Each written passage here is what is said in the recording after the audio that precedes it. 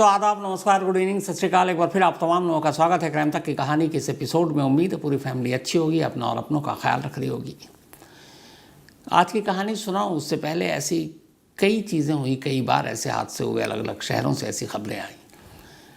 आजकल जो हमारी ज़िंदगी है उसमें हमारे पड़ोस में कौन रह रहा हमें पता नहीं होता।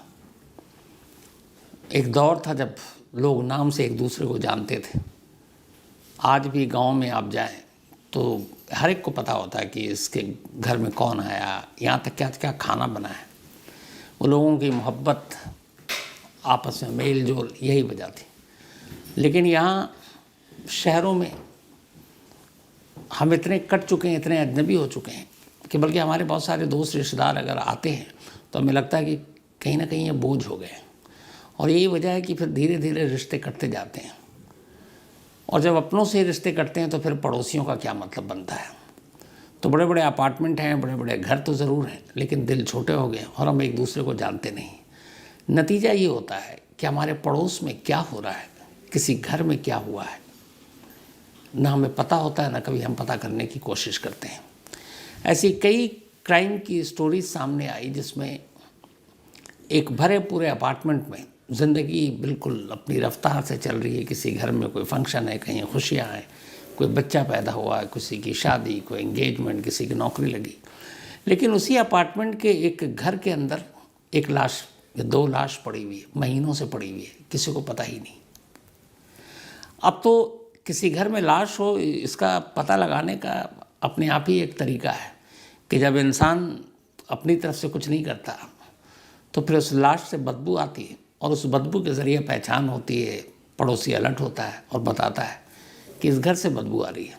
और जैसे ही बताता है उसके बाद अचानक दिमाग में आ जाता है कि इस घर से बदबू आ रही है, घर बंद है, बहुत सारे ज़माने से इस घर के रहने वाले लोगों को नहीं देखा, तो पक्का अंदर से लाशें ही निकलेंगी। और होता ऐसे ही है। आज की कहानी भी ऐसी है। 4 महीने से एक अच्छी खासी बस्ती में, एक अच्छे खासे अपार्टमेंट में 2 लोगों की लाशें पड़ी होती हैं और 4 महीने तक किसी को पता ही नहीं कि इस घर के रहने वाले लोग कहाँ हैं। दिखाई नहीं दिए तो कहाँ होंगे। कोई पूछने वाला नहीं, कोई खबर लेने वाला नहीं, क्योंकि हम पड़ोसियों से कट चुके हैं। कहानी चेन्नई के थिरुमलाइवल इलाके का है। यहाँ एक अपार्टमेंट था और उस अपार्टमेंट में एक बाप बेटी रहा करती थी। पिता का नाम था सैमुअल शंकर और बेटी का नाम सिंथिया। सिंथिया की पहले शादी हो चुकी थी। इस वक्त उसकी उम्र करीब 37 साल। लेकिन शादी के कुछ वक्त बाद पति पत्नी में बनी नहीं और पति पत्नी दोनों अलग हो गए। इधर सिंथिया के फादर अकेले थे। माँ की पहले ही मौत हो चुकी थी और वो अकेले ही रहा करते थे। जब तक सिंथिया अपने पति के साथ रहती थी तब तक वो कभी कभार अपने पिता को देखने आ जाती थी, वरना फ़ोन पर बात होती थी। लेकिन जब डिवोर्स हो गया सिंथिया का तो फिर उसने तय किया कि वो अपने फादर के साथ ही रहेगी। और वो पहले वेल्लोर में थी, वापस पहुंच गई थिरुमलाइवाल। ये चेन्नई का एक इलाका था। इधर सिंथिया के पिता की उम्र लगभग 70 पार हो चुकी थी। तबीयत ठीक नहीं रहती थी, उन्हें कुछ बीमारी भी थी, तो अपने पिता के साथ रहने लगी। दोनों बाप बेटी साथ रह रहे थे। इसी दौरान में सोशल मीडिया, आजकल जिसका बड़ा चलन हो गया है, सोशल मीडिया पे सर्च करते करते एक रोज़ सिंथिया की मुलाकात एक होम्योपैथ के डॉक्टर से होती है। उस डॉक्टर का नाम भी सैमुअल है। सैमुअल ऑस्ट्रिया में पढ़ा लिखा, वापस चेन्नई आया, अपनी होम्योपैथ की दवा करता और बड़ी से बड़ी बीमारी का वो यही बताता कि होम्योपैथ में इलाज है, और वो करता। तो सोशल मीडिया से जब मुलाकात हुई तो दोनों में फिर नंबर एक्सचेंज हुए, बातचीत हुई। जब बातचीत हुई तो अब दोनों में मिलना जुलना शुरू हुआ। फिर सैमुअल को पता चला कि सिंथिया कहाँ रहती है। उसने उसी अपार्टमेंट में एक और फ्लैट किराए पर ले लिया और अब डॉक्टर सैमुअल उसी अपार्टमेंट पर रहने लगा। दोनों मिलते जुलते, इधर जब दोस्ती हो गई, फिर प्यार हो गया। तो सिंथिया ने कहा कि तुम मेरे फादर की भी बीमारी ठीक कर दो। उनकी किडनी की कोई बीमारी थी।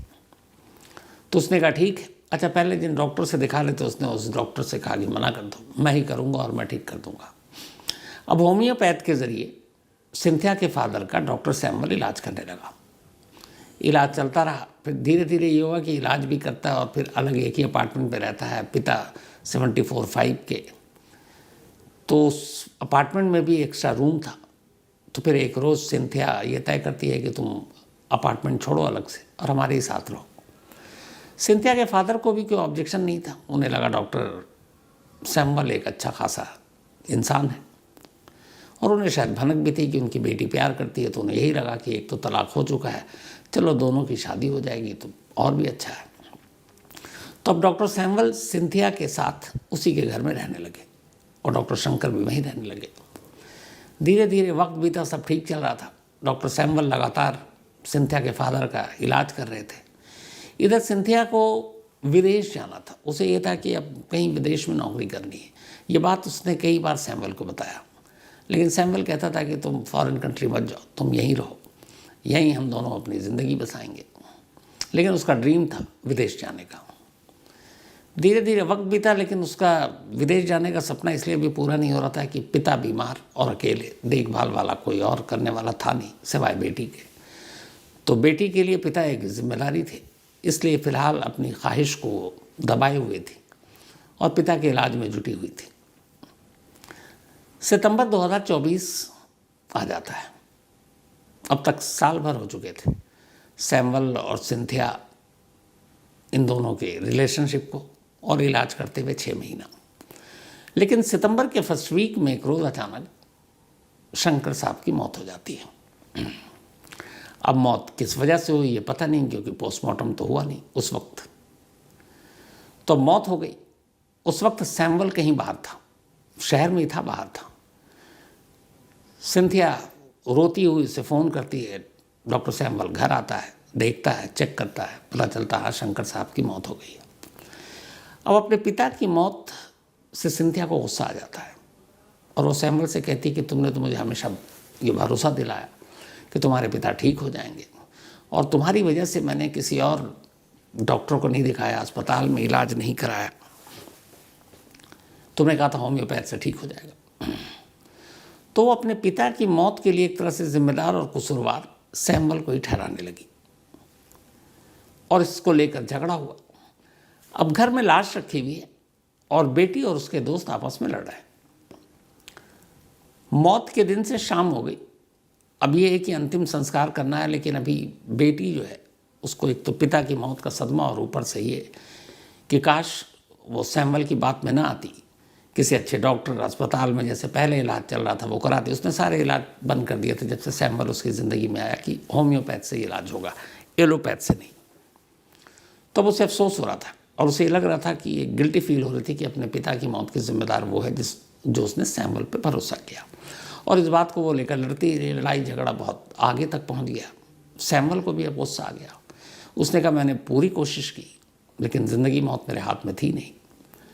लेकिन ये लड़ाई बढ़ती रही और फिर अचानक ये झगड़ा इस कदर बढ़ा कि सैमुअल ने सिंथिया का सर पकड़ा और उसे ज़ोर से दीवार पे दे मारा। गुस्से में उसने कई बार मारा। सिंथिया नीचे गिर पड़ी, बेहोश हो गई। थोड़ी देर के बाद सैमुअल जाकर उसे देखता है तो पाता है कि उसकी नब्ज़ रुक चुकी है। सिंथिया की भी मौत हो गई, सर दीवार पे मारने से। अब जब सिंथिया की भी मौत हो गई तो सैमुअल घबरा जाता है। अब उस घर में एक साथ 2 लाशें पड़ी हैं, एक जो नेचुरल डेथ थी, दूसरी जो कत्ल हुआ। तो अब सैमुअल को लगता है कि अब क्या करें, पुलिस पकड़ लेगी। फिर वो अपना डॉक्टर के साथ साथ एक क्रिमिनल माइंड चलाता है। दोनों लाशों को बेड पर रखता है, बाहर जाता है, कुछ केमिकल लेकर आता है। वो केमिकल तमाम खिड़कियों दरवाज़ों पर जहाँ जहाँ से वेंटिलेशन की ज़रा सी भी वो थी वहाँ छिड़कता है, कमरे में छिड़कता है। उसकी वजह ये थी कि आगे चलकर इन लाशों से बदबू ना आए। फिर घर के एसी को ऑन कर देता है। एसी ऑन करने के बाद लाशों को बेड पे रखता है, बाप बेटी दोनों की, और जितने केमिकल डाल सकता था डालता है। उसका अपना सारा सामान उठाता है, हर निशानी उठाता है। फिर बाहर निकलकर उस फ्लैट का दरवाज़ा बाहर से ताला लगा लेता है। ताला लगाने के बाद अब वो निकल जाता है। ये बात है सितंबर 2024 की। वो चला गया, घर में एसी चल रही है। इधर शंकर और सिंथिया के कुछ रिलेटिव थे, वो दूर रहते थे और बहुत कम बात हुआ करती थी, लेकिन कभी कभी हो जाया करती थी। अब कुछ रिलेटिव ऐसे थे जो हफ्ता 10 दिन में 15 दिन में एक बार खैरियत पूछ लेते थे कि शंकर साहब कैसे हैं, सिंथिया तुम कैसी हो। वो फ़ोन करते लेकिन इधर से रिस्पॉन्स ही नहीं जाता। वो हर 15 दिन 20 दिन के बाद फ़ोन करते, रिस्पॉन्स नहीं आता। लेकिन उन्हें भी लगा कि कुछ और वजह होगी। किसी ने ये जानने की जाकर कोशिश नहीं की कि चलो घर पर चलकर देख लेते हैं कि दोनों बाप बेटी ठीक हैं कि नहीं है। तो किसी ने इतनी जहमत नहीं उठाई। वक्त बीतता रहा, सितंबर के बाद अक्टूबर आ गया, नवंबर आ गया, दिसंबर आ गया, किसी को कोई परवाह नहीं। जनवरी आ गई। जनवरी भी लगभग ख़त्म होने वाला। अब जनवरी का एंड है। यह भी वेडनेसडे की बात है, 2 दिन पुरानी। कमला नाम की एक लेडी उसी अपार्टमेंट में रहा करती थी। अब उस कमला को लगा कि इस अपार्टमेंट से कहीं से बदबू आ रही है, लेकिन ये पता नहीं था कि किस अपार्टमेंट से बदबू आ रही है। अच्छा, उसमें बहुत सारे घर थे, तो वो बदबू इस तरीके से थी कि कोई पर्टिकुलर एक दरवाजे के अंदर से आ रही है, खिड़की के बाहर से आ रही है, कोई पता नहीं कर रहा था। लेकिन कमला को एहसास हुआ, फिर कुछ पड़ोसियों को बताया। पड़ोसियों ने भी कहा कुछ तो अजीब सी स्मेल है, कौन सी है पता नहीं। तो अब कैसे पता किया जाए? तो फिर अपार्टमेंट के तमाम लोगों से कहा गया। किसी ने कहा कुछ एसी की उससे स्मेल आ रहा है। तब जब वो सारा चेक किया गया तो पता चला कि नहीं, इधर से भी नहीं है। फिर अचानक कुछ लोगों को ख्याल आया कि इसी अपार्टमेंट में एक बाप बेटी रहा करते हैं, सिंथिया एंड शंकर। बहुत सारे लोगों को तो नाम भी नहीं पता बाप बेटी का, तो कभी मिलना जुलना है नहीं, जो मैंने शुरू में कहा किसी को किसी की खबर नहीं। तो अब उन्हें लगा कि ये एक फ्लैट है जिसमें ताला लगा हुआ है। अब ये भी पता नहीं वो लोग कब गए, कहाँ गए, लेकिन ये कि बदबू तो आ रही, तो हर फ्लैट को चेक कर लिया गया, कहीं से कोई ऐसा फॉल प्ले या कुछ मिला नहीं। अब बचा एक फ्लैट जिसमें ताला लगा हुआ है। अब उस फ्लैट का ताला है, कैसे खोलकर आप चेक करेंगे? तो जब बदबू की बात आई तो एक जहन में अचानक आजकल आ जाता है कि अगर किसी घर से या कहीं से बदबू आ रही है तो फिर कुछ ना कुछ हो सकता है, कोई लाश ज़रूर निकल सकती है। इतना सब कुछ हो चुका है। तो फ़ौरन फिर पुलिस को खबर दी गई और कहा गया कि हमारे अपार्टमेंट में बदबू आ रही है, सारे फ्लैट चेक कर लिए, एक फ्लैट को छोड़कर उसमें ताला लगा हुआ है।